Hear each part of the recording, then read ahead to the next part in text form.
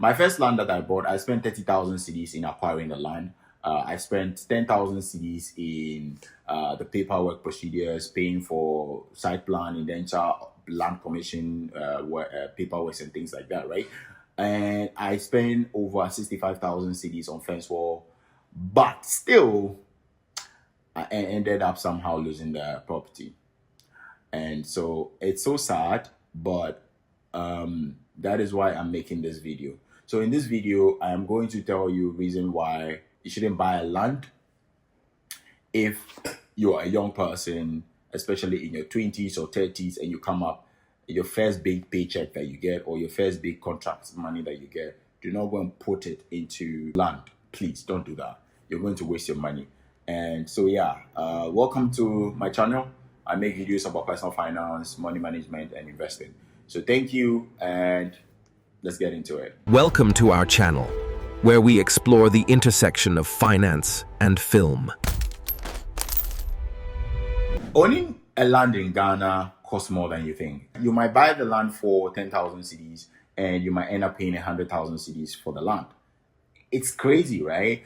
Because there are other factors involving in procuring land in Ghana that is just beyond us, the buyers. Especially if you're a young person in your 20s or your 30s, you don't have enough networks to protect yourself when it comes to things like that, because the estate people are not helping. They are supposed to be the gateway to securing peaceful and litigation free lands, right? But no, they are not.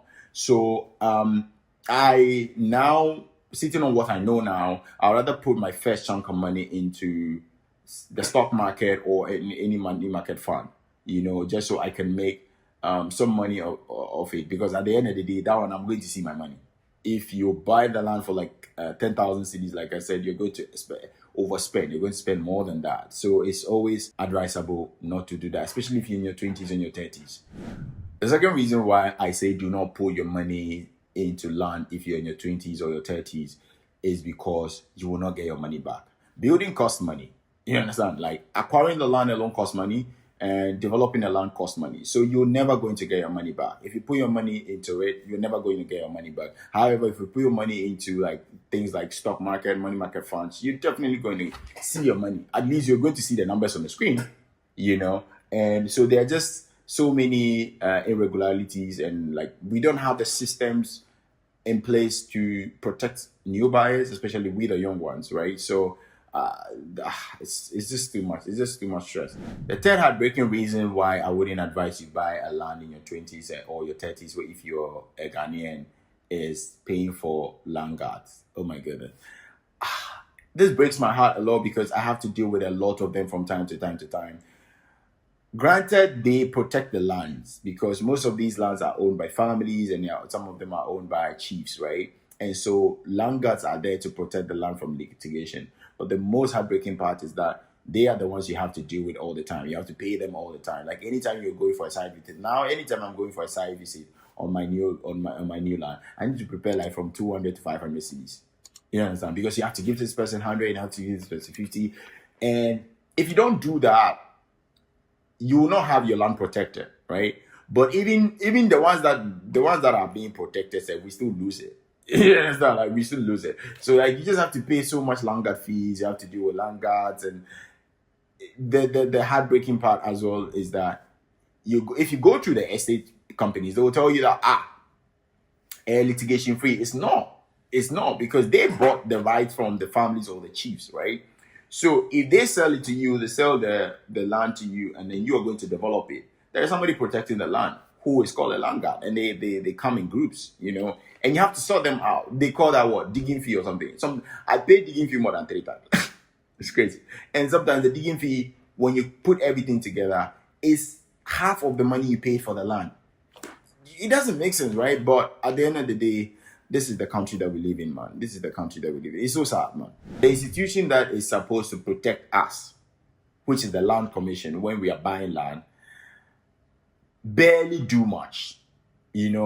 I know now they're trying to digitalize everything and they're trying to put things in place and all of that. But they really have done us a lot of harm.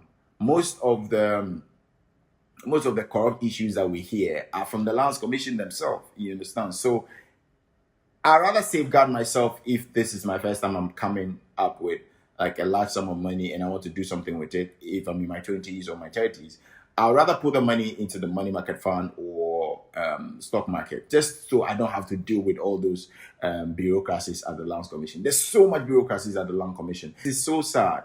So there's so much frustration.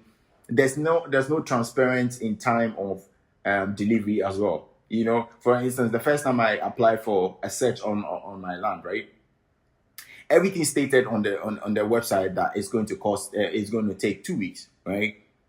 It took me, the first time I applied, it's just so sad. Said that it is going to take me 2 weeks to get my search, right? It took me 3 to 4 months, and even that 3 to 4 months, I think it actually took exactly 4 months, and even that 4 months, I had to follow up. Like, I have to follow up. Like, I keep going to Lands Commission. I keep going. Like, okay, please, how far? And they'll say, oh, it is at stool department. It is at there. You have to climb. You have to go. And it looks like I am begging for something I already paid for. You understand? It's very sad. It's very, very sad. So the bureaucracy at Lands Commission is just not helping the situation at all. So just to avoid all these back and forth, please don't put. If you're in your 20s and your 30s, early 30s, don't put your money into buying a land. Like, put your money somewhere else, like the stock market, whatever, man. Like, it's just so heartbreaking. Now, assuming you went through all of these, and you have the stamina, because right now I have the stamina. I have the stamina, and you are able to secure the land, do all of these things, and you start developing it. They're dangerous. The people you have to deal with that is so annoying right now are the workers. Ha! Bro. The artisans, just for digging the foundation, digging of the foundation, right? I got 3 estimates. And each estimate is higher than the other. No problem. That's not where the problem is, right? Now, the main problem is that even the cheapest one duped me 25% of the actual amount that I was supposed to pay. So I paid 25% higher than what I was actually supposed to pay. And it's like, when are we going to have a pricing structure in place for like things like this? And aside from that, my building materials, the cement there, they took like so much. I had to like, the cement is not answer, and I keep buying the cement is not answer.